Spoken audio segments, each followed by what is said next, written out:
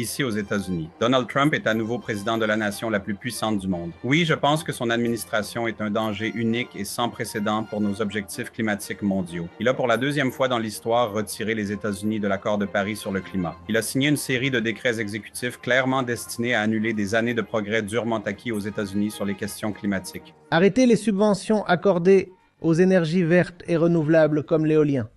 Ne pas encourager les véhicules électriques, mais plutôt promouvoir les véhicules diesel et essence, car nous en avons suffisamment.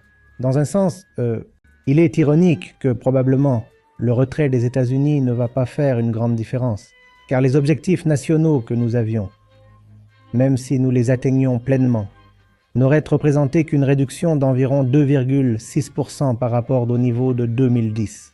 Alors que ce que l'accord stipule est une réduction de 44%. Et si vous n'avez pas une réduction de 44% et un bilan net zéro d'ici 2050, alors vous ne pouvez pas rester dans la limite de 1,5 degrés Celsius.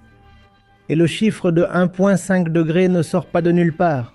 Au-delà d'1,5 degré, nous savons que des boucles de rétroaction incontrôlables s'activent et qu'il n'y a alors plus de limite à l'augmentation de la température. Vous pourriez même atteindre une situation de neutralité carbone et pourtant constater que la température continue d'augmenter, car le cercle vicieux est désormais en action. Et cela ne dépend plus de l'activité humaine. Nous l'avons initié, mais le monstre prend maintenant une vie qui lui est propre, et cette vie commence à 1,5 degré. Mais vous voyez, au risque d'être méchant, laissez-moi dire que lorsque vous approchez des 80, vous n'avez pas beaucoup d'avenir à envisager. Et quand vous savez que c'est votre deuxième mandat, vous savez qu'un troisième mandat n'est pas possible selon la Constitution des États-Unis. Donc, vous pouvez faire beaucoup de choses stupides et très dangereuses et ne jamais en être responsable. Vous ne serez pas là pour en payer le prix. J'espère juste que les autres nations ne feront pas de même.